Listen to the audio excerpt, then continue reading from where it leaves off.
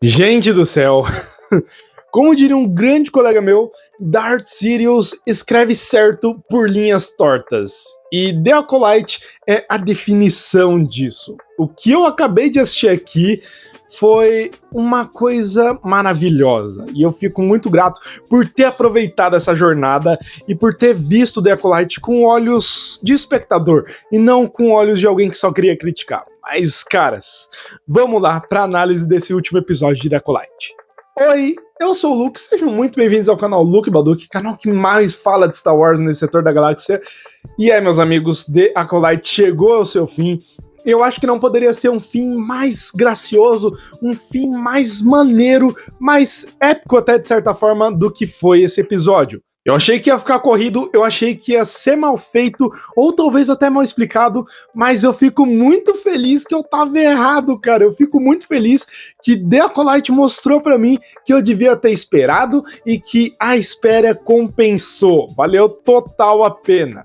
No momento que eu tô gravando esse episódio aqui pra vocês, esse vídeo, né? O episódio 8 ainda não tá com nome, pelo menos pra mim ele ainda não tá com nome, mas eu vou estar colocando o nome do episódio aí, tá? Que eu acabei de assistir, já comecei a gravar de tão empolgado que eu fiquei, sabe? É literalmente a mesma sensação que eu senti vendo o episódio 5, só que eu acho que um pouco potencializada. Porque, meus amigos, o que foi isso? O que acabou de acontecer aqui foi muito fanservice, foi muita coisa acontecendo em pouco tempo. Como eu disse, eu tinha medo de esse episódio ficar corrido e de não resolver tudo que ele tinha pra resolver, mas eu tava gratamente errado. Eu fico muito feliz de ter errado isso, né? Eu até falei no vídeo de expectativas pro último episódio de The Acolyte, e eu fico muito feliz de ter errado nisso, porque eles fizeram em 49 minutos, né? Lógico, tem que contar os créditos aí, então vai. Eu chuto uns 40 minutos. Em 40 minutos, eles conseguiram resolver todas as pontas, resolver todos os arcos e ainda assim abrir margem pra mais coisa lá no futuro da série, na segunda temporada, porque tem que ter uma segunda temporada, não tem como fugir de uma segunda temporada, e também conseguiram agradar todo mundo, mostrando coisas que a gente queria ver. O episódio abre com a cena maravilhosa da Osha com o capacete, respirando fundo e ela tendo uma visão, coisa que eu acertei aqui, tá? Eu disse que ela ia ter uma visão da força relacionada a esse capacete e ela teve. O Kimir tenta tirar ali o capacete dela, só que ele acaba caindo nessa visão também, só que ele cai meio que num limbo, muito parecido com o limbo em que o Torben caiu, e ele fica com os olhos negros justamente iguais aos dele. E aí a Osha fala que ela viu a Mei matando o Sol com um sabre de luz, só que ela não usou o sabre. E aí fica aquela coisa de será que foi a Mei mesmo? Será que foi ela? E no fim das contas a gente descobre que sim, foi a Osha e não a Mei. Ela viu uma visão errada. A série se aproveitou delas serem gêmeas para colocar ali a sementinha de talvez ter sido uma visão mal interpretada e realmente foi isso. Osha e Kimir vão atrás do Sol, que está em Braddock. Pois é, meus amigos, o Sol tá em Braddock junto com a Mei. Ele levou ela lá para terminar o que ele começou, né?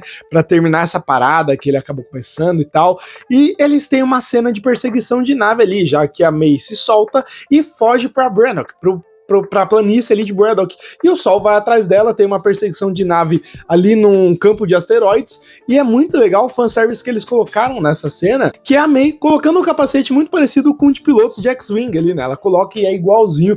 Adorei o fanservice. E uma coisa que me irritou muito nesse episódio, né, que eu fiquei com medo real, que na verdade foi o que me irritou na série inteira, é que sempre que o Sol vai falar alguma coisa muito importante, ele é cortado, e nesse episódio não foi diferente.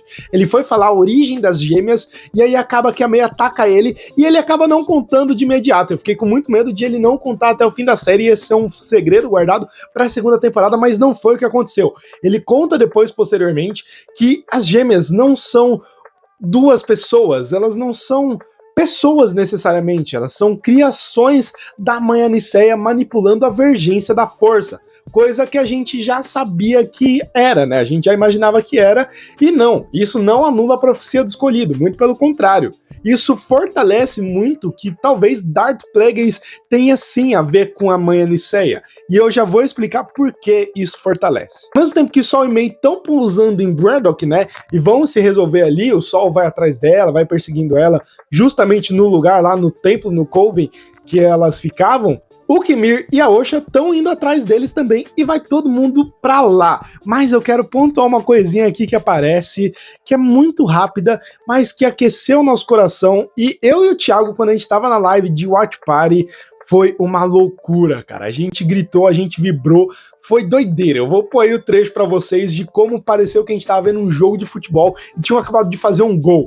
Darth Plagueis aparece, não tem como não ser Darth Plagueis. Ele aparece justamente igualzinho, ele aparece na capa do livro dele. Darth Plagueis aparece bem rápido quando o Kimir e a Osha estão indo embora lá daquele planeta que parece Acto, e que não é dito pra gente se é ou não, mas eu creio que seja, e ele aparece ali, escondidinho, olhando ali, mostra a primeira mão dele toda cadavérica, né, toda esquelética, magra, ele colocando a mão assim na parede com um manto preto, e aí aparece o rosto do Mu todo deformado, todo esquisito, com olhos de Sith e com o capuz do Plagueis. Mano, é o Plagueis.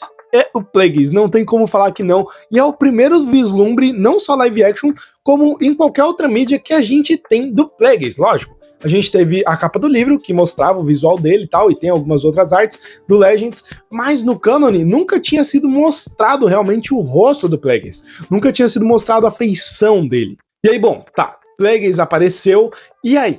O que acontece aí? Cara, ai, cara, eu não sei nem o que dizer de Plagueis ter aparecido. Isso, claro, isso fortalece, como eu disse anteriormente, a teoria de que a mãe Aniceia teve ajuda do Plagueis pra criar as gêmeas. E, mano, não tem como não ter tido, porque o Plagueis é o único que sabe criar vida. E como o próprio Mestre Sol fala, isso é algo raro na galáxia, isso é algo que era dito como impossível, mas o Plagueis fez. É muito interessante a gente ver que o Plagueis estava ali ajudando elas e talvez com a ajuda da Vergência na Força, ele e a mãe Aniceia tenham unido forças e criado as meninas. E é uma parada muito Palpatine, que o Palpatine faz com a mãe Talzin, que ele se une com ali as Irmãs da Noite, se une com a mãe Talzin e eles compartilham um conhecimento, sabe? É completamente comum. E aí, quando todo mundo chega em Brandok, acontecem vários conflitos. Primeiro, Frank contra Sol, pois é Frank o nome do Kimir. Isso é estranho, porque Frank é um nome totalmente anti-Star Wars. Sei lá, tipo, Frank. Pô, Kimir era muito melhor, deixasse como Kimir, cara. Frank é sacanagem. Eles não falam o nome dele, mas na audiodescrição ali aparece Frank, a Juliana, que é amiga minha cosplayer, acabou me falando, e eu achei isso muito bizarro, eu detestei esse nome. Sendo bem sincero, assim, eu detestei de verdade esse nome. E aí tem o conflito dele contra o Sol, e é uma luta maravilhosa, no mesmo nível das lutas do episódio 5 lá, uma luta total prequels, tem várias cenas maneiras, velho, tem cena de luta de cinema chinês, sabe? De a pessoa tá flutuando e começar a dar o golpe do Liu Kang aqui, sabe? O Mestre Sol faz isso. Tem o Kimir usando o sabre dele junto com a laminazinha, né? A adagazinha dele que ele tem aqui de luz. E aí ele tem uma cena até muito maneira que ele joga o sabre e joga a lâmina e vai pra cima do Sol. E o Sol desvia de tudo usando a força e tal. Cara, muito maneiro. E ao mesmo tempo a gente tem a Osha e a Mei se confrontando, cara. E é legal ver esse contraste que já tava sendo prescrito pra gente desde o episódio 6, das duas trocarem de lado. Eu já tinha cantado essa bola e é muito legal ver esse contraste pelas roupas delas, né, e pela forma de agir.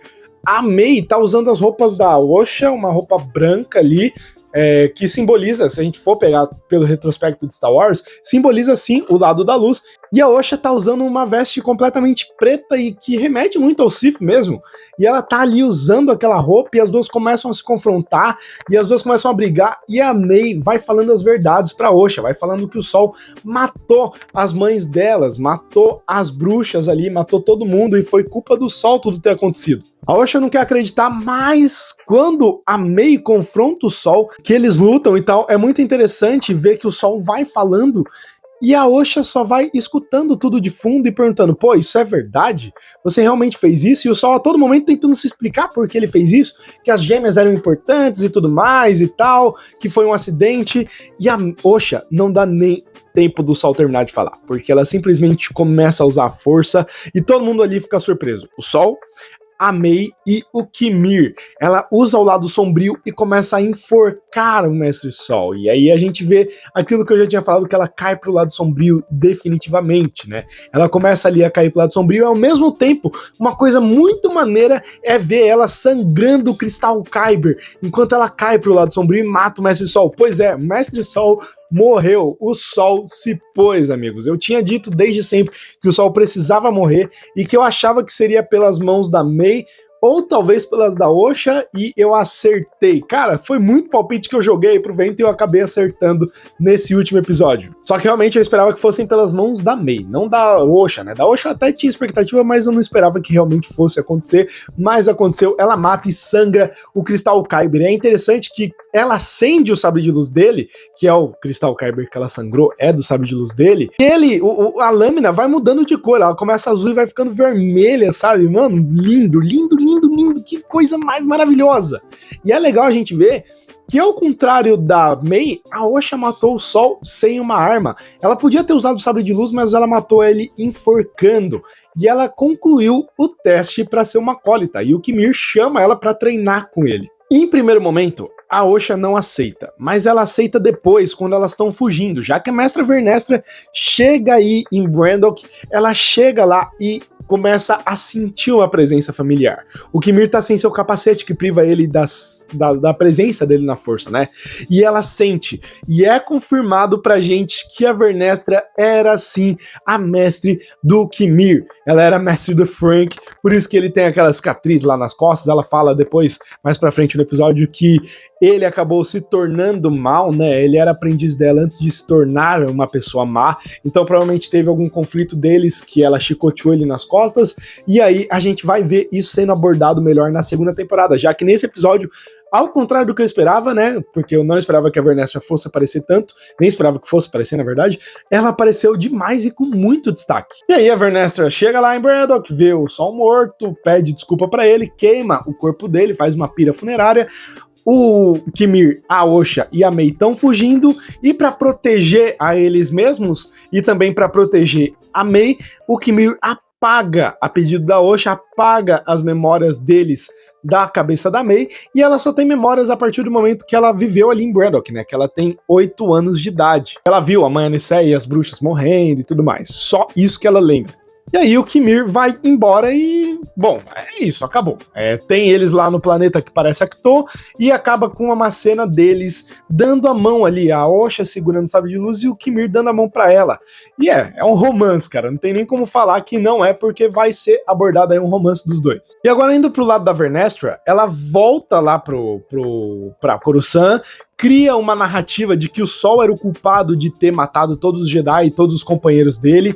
Ele tinha enlouquecido por conta do que ele fez lá, a culpa corroeu ele pelo que ele fez em Braddock, ele mata todo mundo, e aí é isso. Basicamente ela joga tudo no rabo do Sol e ele que se lasca, coitado. E aí o episódio acaba com ela contando essa versão pro Senado, e mais uma grata surpresa no final, cara. Mestre Yoda aparece quando Vernestra vai consultar ele. Ela fala, mestre, preciso da sua ajuda. E aí aparece a cabecinha velhinha, verde, orelhuda do Mestre Yoda no finalzinho, e aí o episódio acaba. Esse foi definitivamente o meu episódio favorito, junto com o episódio 5, não tem nem como falar que não. Foi um episódio incrível, eu adorei. E essa série, realmente, ela não é uma série que serve episodicamente, né? Não é uma série que vai servir para se assistir ali do nada, uma vez um episódio por semana. Ela é uma série para você maratonar. Você assistindo ela de uma vez, tipo assim, pegando tudo de uma vez e assistindo, ela fica muito melhor e encaixa tudo muito melhor do que você assistindo um episódio de cada vez, um episódio a cada semana. A galera não tinha paciência de esperar, né? E normal, acontece.